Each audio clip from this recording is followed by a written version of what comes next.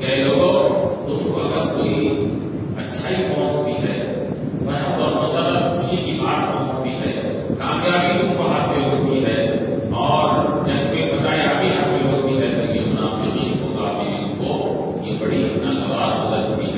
تکلیف پہنچتی ہے، وہیں تصبک مصیبت، اور جب تم کو کوئی مصیبت پہنچتی ہے، کوئی نقصان ہوتا ہے تمہارا، جس پہ کوئی آثار تمہارے لیے ظاہر ہوتے ہیں، اور یہ سختی اور تنگی کے معاملات، دنیا کے معاملات میں اگر کوئی چیز مسلمانوں کو لاحق ہوتی ہے، مصیبتوں پہ پڑ جاتے ہیں مسلمان، تو یہ لوگ کہتے ہیں قد اخذنا امرنا من قبل،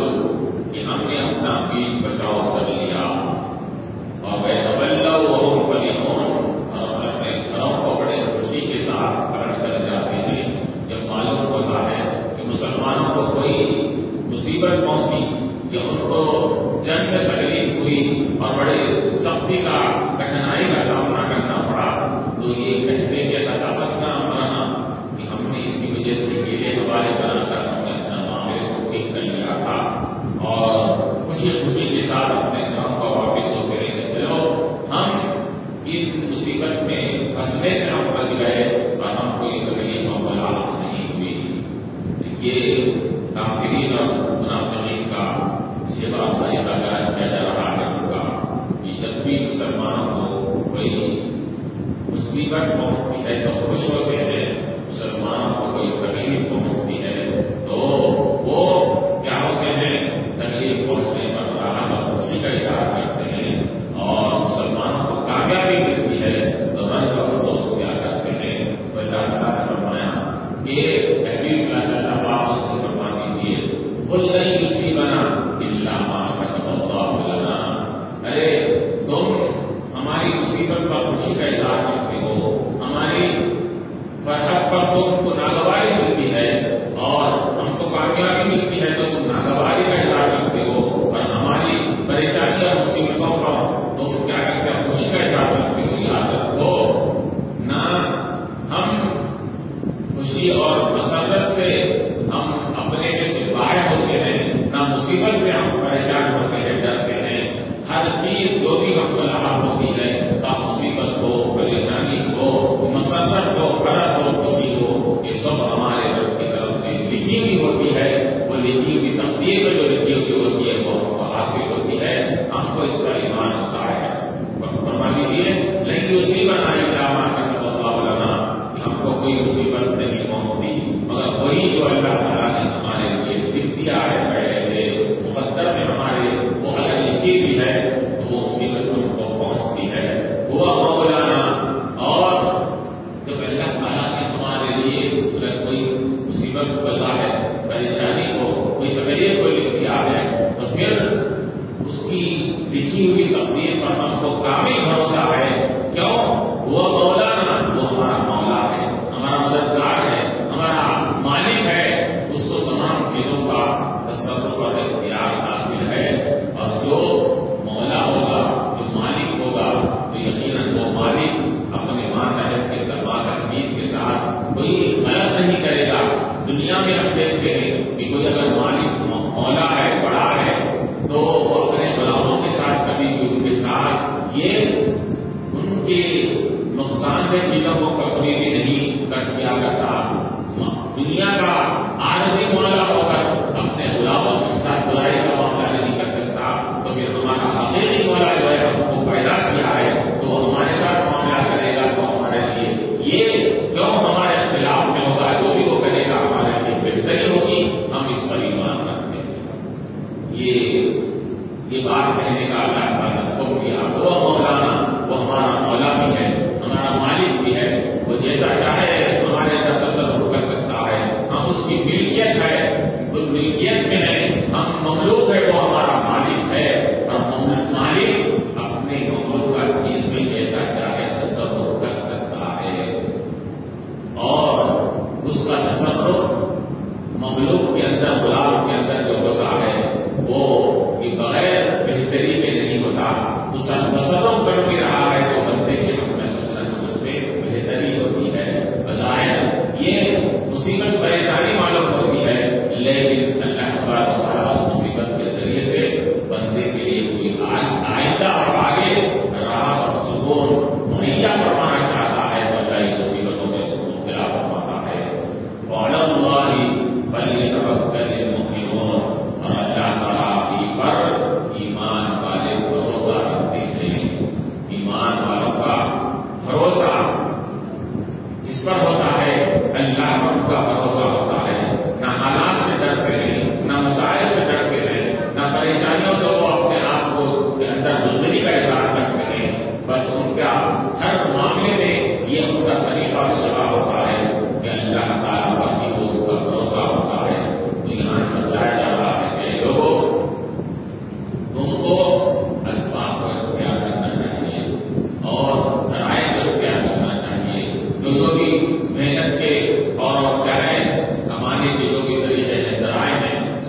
ہے اس تمام چیزوں کو اختیار کرنا چاہیے کہ تم چیزوں کو اختیار کرنے کے بعد تمہارا بھروسہ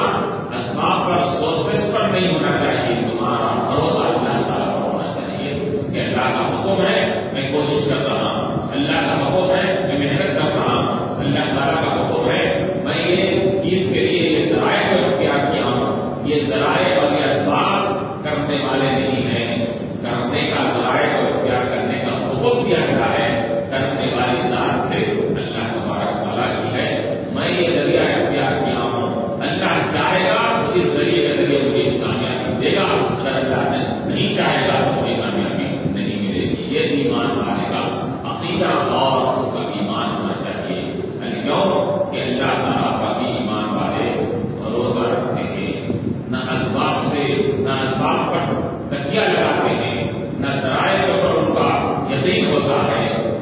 ہاں اس کا مطلب یہ نہیں ہو علماء فرماتے ہیں کہ جو کچھ کرنے والا اللہ تعالیٰ ہے تو پھر ذرائع کو اختیار کرنے کی کیا ضرورت ہے؟ جو مقدر میں لکھا ہوا ہے وہ ہو کر رہے گا، مل کر رہے گا. لیکن علماء فرماتے ہیں کہ ایسا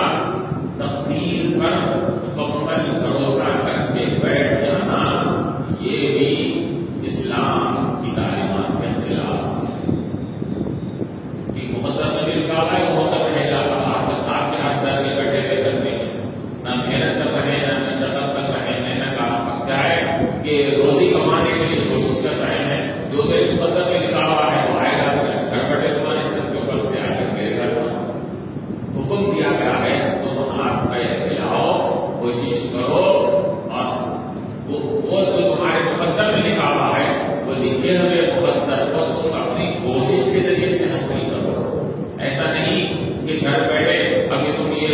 یہ سمجھ لو کہ لوگ مقدر میں ہے میرے تک رہتا تو یہ اسلامی تعلیمات کے خلاف ہے. تو یہاں حکم یہ دیا جا رہا ہے. اب اس کے اندر کیا ہوا کہ بعض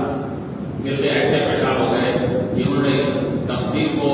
سرے سے انکار کر دیا. یہ تقدیر اپنے کچھ بھی نہیں ہے، جو بندہ کرتا ہے بس اسی کا اس کو نتیجہ ملتا ہے. کوشش کرے گا، محنت کرے گا تو پھل ملے گا، کوشش کرے گا کامیابی ملے گی، محنت کرے گا تو اس کو نفع اور فائدہ ہوگا. یہ دنیا میں دیکھا ہے اس کے اندر تقدیر اپنے کچھ بھی نہیں ہے. کئی لوگوں نے گمراہ فرقوں نے اور کفریہ عقیدہ رکھنے والے فرقوں نے یہ تقدیر کا سرے سے انکار کر دیا. تو علماء مفسرین فرماتے ہیں کہ تقدیر پر ایمان لانا یہ نہایت ضروری ہے، ہمارا بنیادی عقیدہ ہے. ایمان والے کے لیے، ایمان کے لیے بنیادی عقیدوں میں کیا ہے؟ جیسا کہ ہم نے ایمان مفصل میں بچوں کو پڑھایا جاتا ہے ابتدا سے، اس پر ایمان لانا ضروری ہے. آمنت باللہ وملائکتہ وکتبہ ورسلہ والیوم الآخر والقدر خیرہ وشرہ. تقدیر پر میں ایمان لاتا ہوں. تقدیر اگر خیر ہے اس پر بھی ایمان رکھتا ہوں، اور اگر تقدیر کوئی میرے لیے برائی مصیبت پریشانی لائے اس پر بھی میں ایمان رکھتا ہوں. یہ ایمان رکھنا ہے، یہ ایمان والے کے لیے ضروری ہے. جہاں پر کئی چیزوں پر اللہ پر، رسولوں پر، یوم آخرت پر، فرشتوں پر ایمان لانا ہے، اسی طرح تقدیر پر بھی ایمان لانا پڑے گا کہ ہم جو کچھ کر رہے ہیں وہ تقدیر میں لکھا ہوا ہے، اور تقدیر کا ہمارے اعمال کے ذریعے سے تقدیر کا اظہار ہو رہا ہے. لیکن ہم یہ سمجھ کر کے جو لکھا ہوا ہے وہ ہو کر رہے گا، ہم ہاتھ پر ہاتھ رکھ کر نہیں بیٹھیں گے بلکہ ہم کوشش کریں گے. جیسا کہ حدیث میں آیا اللہ کے نبی علیہ السلام نے فرمایا صحابہ کے سامنے دیکھو کہ تقدیر کو اللہ تعالیٰ نے انسانوں کو پیدا کرنے سے کئی ہزار برس پہلے تقدیر کو لکھ دیا ہے. اللہ تعالیٰ دنیا میں پیدا نہیں ہوئی کہ اللہ تعالیٰ نے تقدیر کو لکھ دیا، کون کب پیدا ہوگا، کتنے سال رہے گا، کتنا رشتہ سے کرے گا، سو لکھ دیا. تو یہ صحابہ نے آج کیا چلا ہے فبیما العمل، پھر عمل کرنا ہے کہ کیا مانی ہے، پھر عمل کیوں کرے، ہم تقدیر پر بھروسہ کریں تو تجھے کیا فرمایا؟ نہیں کل میسر لما خلق له، یہ ہر آدمی کو آسان کر دیا گیا ہے جس کے لیے وہ اس کو پیدا کیا گیا ہے. کہ تمہارا کام یہ ہے کوشش کرنا، محنت کرنا، اور اس کے بعد یہ جو اللہ تعالیٰ نے کسی کو ایمان اور نیک اعمال کے لیے اگر پیدا کیا ہے تو اللہ تعالیٰ اس کے لیے ایمان کو، نیک اعمال کو اس کے لیے آسان بنا دیتا ہے. کفر کے لیے پیدا ہوا، گناہوں کے لیے پیدا ہوا ہے تو گناہ اس کے لیے آسان ہو جاتے ہیں. تقدیر پر بھروسہ کر کے بیٹھنا نہیں ہے، بلکہ تمہارا کام یہ ہے کہ کوشش کرتے جانا، اور کوشش کرنے کے بعد اگر تمہاری کوشش کا نتیجہ تمہارے نیت کے مطابق نہ ملے، اس کا الٹا ہو جائے، تم یہ چاہ رہے تھے کہ مجھے اس کے ذریعے سے مجھے بڑی کامیابی ملے، کامیابی نہ ملے، نقصان ہو جائے، تو اب کیا کرنا ہے تم کو؟ یہ کہنا چاہیے کہ میرے مقدر میں یہ لکھا ہوا تھا، تقدیر میں یہ لکھا ہوا تھا، اسی وجہ سے مجھے یہ چیز حاصل نہیں ہوئی، یہ کہنا چاہیے اس کے اندر. جیسا کہ قرآن میں اللہ تعالیٰ نے وہاں پر فرمایا، تقدیر اللہ تعالیٰ نے کیا ہے اس کے اندر کہ ما اصاب من مصیبت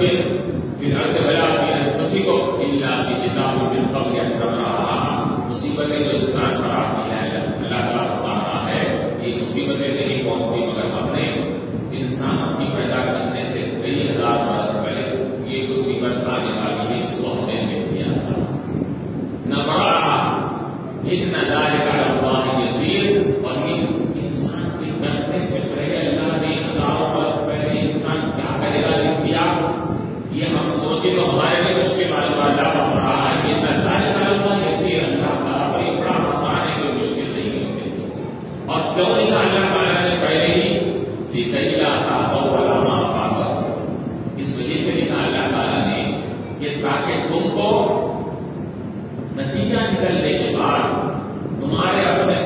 مطلب کے اور نیت کے مطابق نتیجہ نہیں نکلا تو تم کہیں یہ بالکل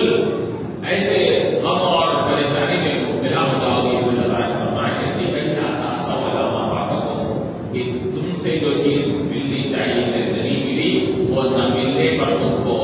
رنج اور بلا نہیں کرنا چاہیے. وَلَا تَفْرَحُوا بِمَا آتَاكُمْ، نہ ملنے والی چیز پر افسوس بھی نہیں کرنا ہے، اور ملنے والی کامیابی پر ایسی خوشی کا اظہار نہیں کرنا جو انسان کو یہ تکبر اور گھمنڈ میں مبتلا کرتا ہے. وَلَا تَفْرَحُوا بِمَا آتَاكُمْ، ایسی خوشی کا اظہار مت کرو وہ تمہارے محنت کے بعد اگر وہ صلہ ملا تو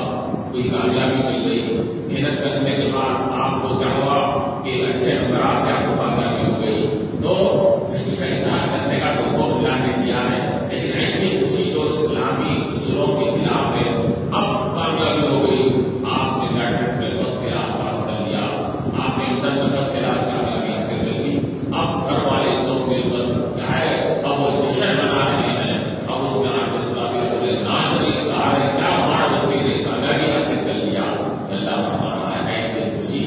یہ تمہارے لیے جائز نہیں ہے. تم خوشی کا اظہار کرو، تم اپنے دوستوں باپ کو اپنے رشتے داروں کو بلا کر کچھ اچھا برا کھلاؤ پلاؤ، یہ بات صحیح ہے، لیکن غلط کام میں کر کر خوشی کا اظہار کرنا اس کو اللہ تعالیٰ نے منع فرمایا. ایسی خوشی مت بناؤ جو انسان کو گھمنڈ میں اور گناہوں میں مبتلا کرنے والی ایسی خوشی مت بناؤ. تو معلوم یہ ہوا کہ تقدیر لکھی بھی ہے اس وجہ سے تاکہ انسان کو کوئی بھی پریشانی مصیبت کے آنے پر تسلی مل جائے. کسی کا اچانک انتقال ہو گیا، اب انسان اچانک انتقال ہونے سے اس کے دل پر ایک سب کا تبدیلی پہنچتی ہے، لیکن جب اس کو تقدیر پر ایمان رہے گا تو یہ کہے گا کہ مقدر میں یا جانے والے نے اتنی ہی عمر دکھا کے لائی تھی، اس وجہ سے اس کا انتقال ہو گیا. تو تقدیر پر ایمان رکھے گا تو اس کو اس وقت آنے والی اچانک آنے والی مصیبت پریشانی پر اس کو تکلیف اور رنج نہیں ہوگا، بلکہ تقدیر پر ایمان لانا اس کو تسلی دے گا، اس کو صبر کرنے والا بنائے گا. اس وجہ سے اللہ تعالیٰ فرما رہا ہے کہ مصیبتیں اور پریشانیاں یہ آنا یہ اللہ تعالیٰ کی طرف سے اس کی حکمت اور مصلحت کے پیش نظر ہوتا ہے. اور اللہ نے آگے فرمایا کوئی حال طور بنا اللہ احد المسنیین، آپ فرما دیجیے کہ کیا تم لوگ ہمارے بارے میں انتظار کر رہے ہیں، اس کا نہیں انتظار کر رہے ہیں مگر دو اچھائیوں میں سے ایک اچھائی کا. یعنی منافقین اور کافر کیا چاہتے تھے کہ مسلمانوں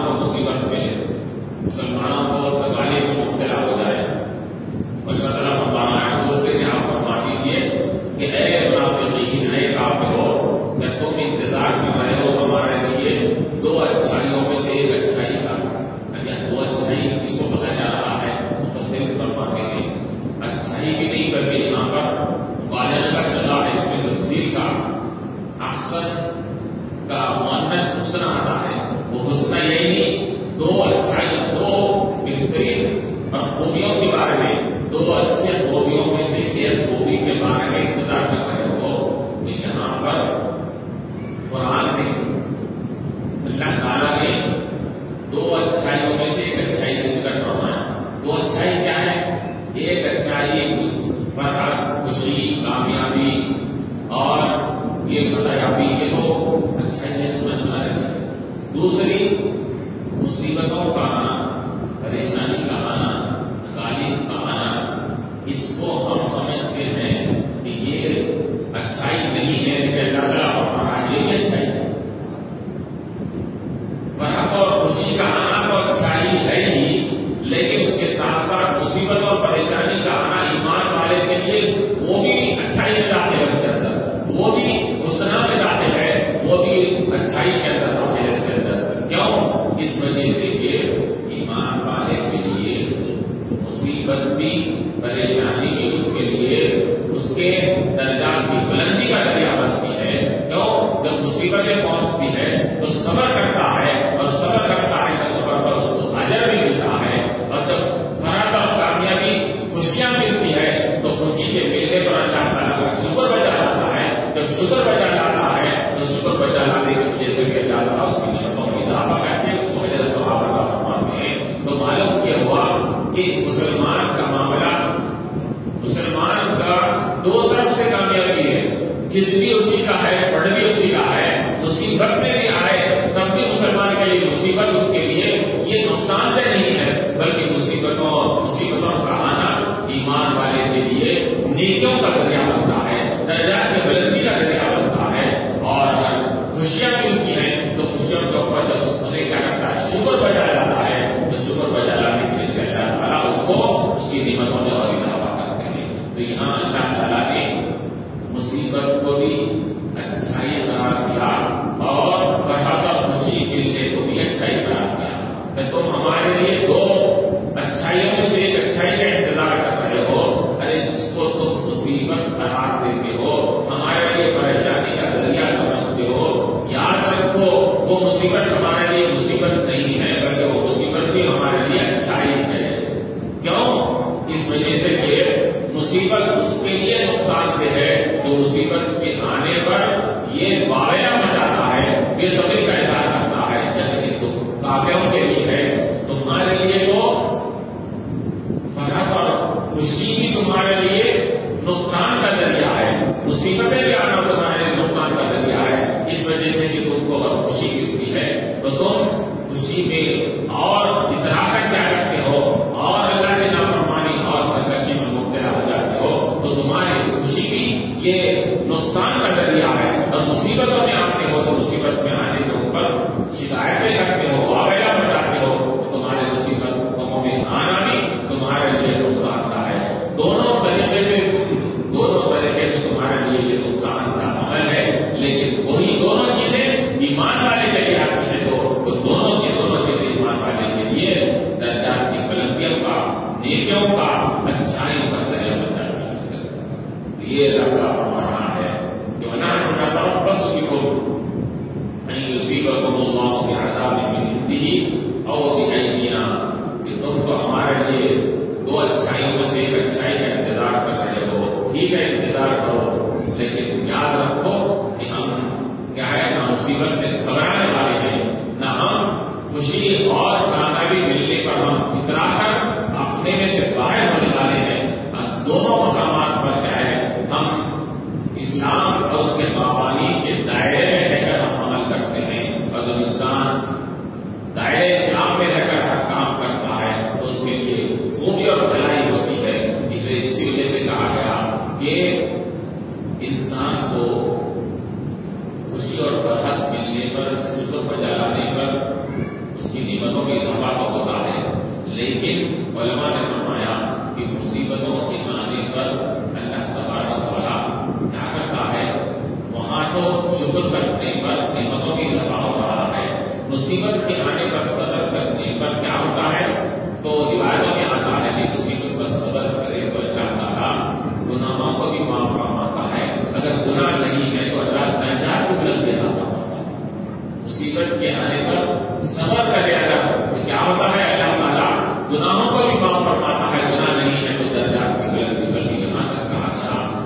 بندے کو اگر کسی اونچے درجے پر پہنچانا ہے اور بندہ ہو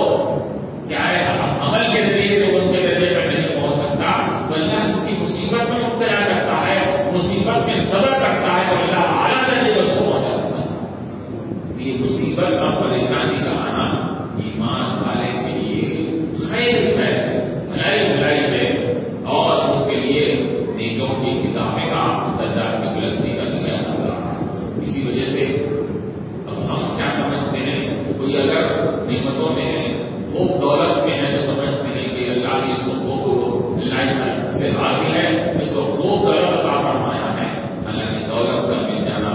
اور خوشیوں کا مل جانا یہ کوئی کمال کی بات نہیں ہے، بلکہ یہ بتایا جا رہا ہے کہ ہمارے اسلام نے تو کیا کہا کہ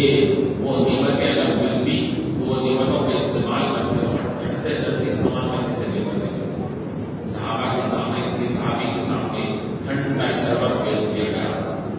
تو انہوں نے شربت کو نوش فرمانے کے بعد کہا کہ ہم تو یہ ٹھنڈے مشروبات استعمال کر رہے ہیں، کہیں ایسا نہ ہو جائے کہ اللہ تعالیٰ کا قیامت میں پوچھے کہ تم نے دنیا میں اچھے ٹھنڈے مشروبات تمام چیزیں حاصل کر لی ہے تو پھر اب یہاں پر کیا چیز لینے کے لیے آئے ہو، اگر اللہ یہ فرمائے تو ہم کیا جواب دیں گے؟ وہ ٹھنڈک بھی خود پہ خلا کرتے تھے، مصیبتوں کو گلے سے لگاتے تھے، اور نعمتوں جب ملا کرتی تھی تو نعمتوں کے اندر کیا کرتے تھے، ڈرتے تھے کہ یہ نعمتیں ہمارے لیے کل آخرت میں آخرت کی نعمتوں کے لیے رکاوٹ کا ذریعہ نہ بن جائے۔ اور حضرت عمر رضی اللہ عنہ کے سامنے ایک چیز نعمت اور کوئی اچھی چیزوں کے سامنے پیش کی گئی تو آپ اس کو تناول فرمائیں، تناول فرمانے کے بعد کوئی کھانے کی چیز یا پینے کی چیز آپ کے سامنے پیش کی گئی، وہ اعلیٰ اچھے قسم کی بنی ہوئی چیز کے اندر، تو وہ کھانے کے بعد انہوں نے کیا کہا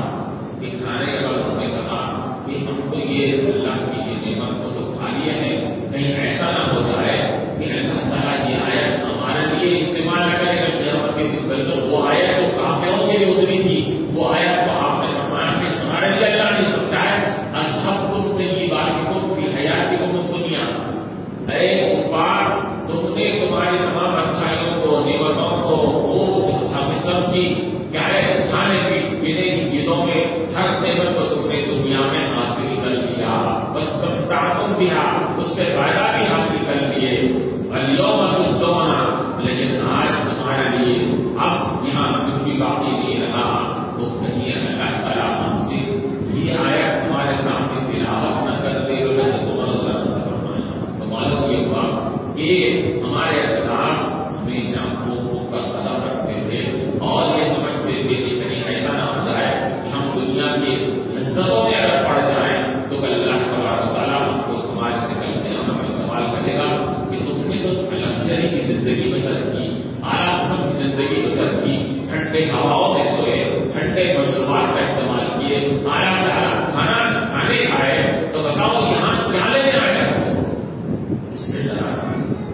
ہم سب کھا کر بھی، سب پی کر بھی لگژری زندگی بسر کر کے ہم یہ سمجھ رہے ہیں، کہہ رہے ہیں کہ ہم کو کیا ملا، ہمارے پاس تھے کیا اس کے اندر، دیکھو ہمارے سامنے والے کو دیکھو، اس کے پاس چار چار کاریں ہیں، چار چار بلڈنگاں ہیں، بنگلے ہیں، فلاں ہیں، یہ ہے۔ آپ اپنے گھر میں رہ کر بھی کولروں میں ایسیوں میں رہ کر ٹھنڈے پانی پی کر ٹھنڈے اچھے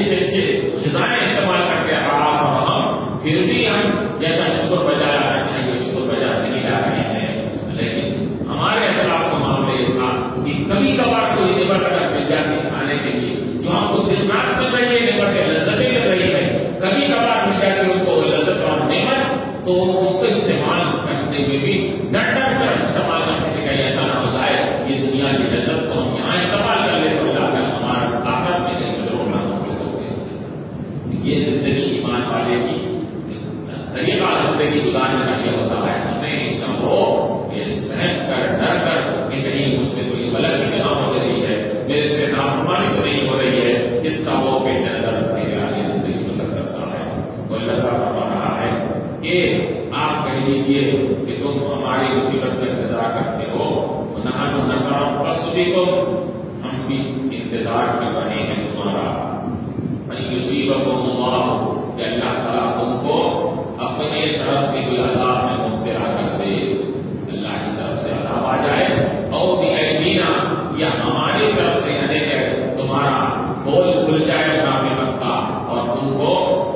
مرتد ہونے کے لحاظ سے تم کو قتل کر دیا جائے، یا تم جنگ میں ہمارے مقابلے میں آ جاؤ تو تم کو کیا ہے جنگ میں تم کو ہمارے ذریعے سے اللہ تعالیٰ خبر کر دے کہ دونوں میں سے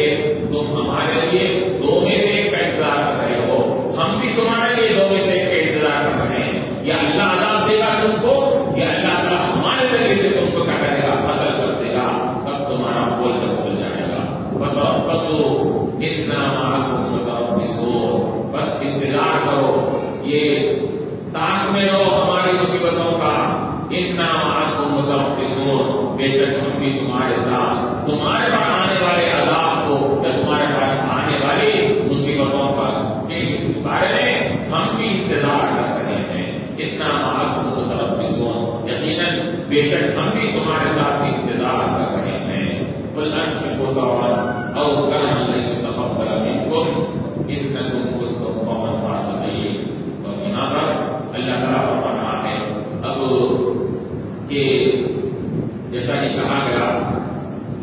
کہ یہ منافقین جب جنگ تبوک میں جانے سے رک گئے تھے تو کسی نے اس میں سے آ کر کیا کہا کہ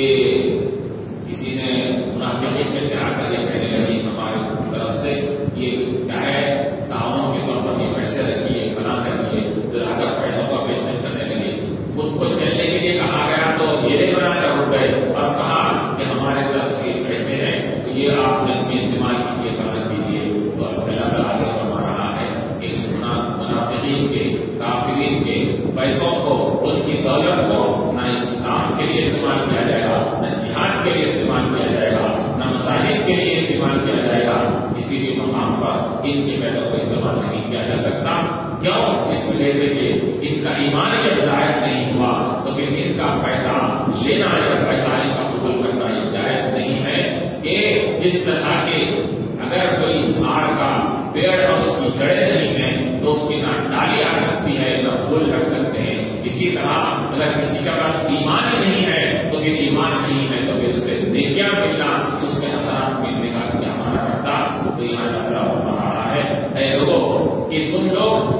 ایمان والوں کے مصیبت کے انتظار میں ہیں تو ایمان والوں سے کہا جا رہا ہے کہ تم بھی یہ کہو کہ ہم بھی تمہارے پر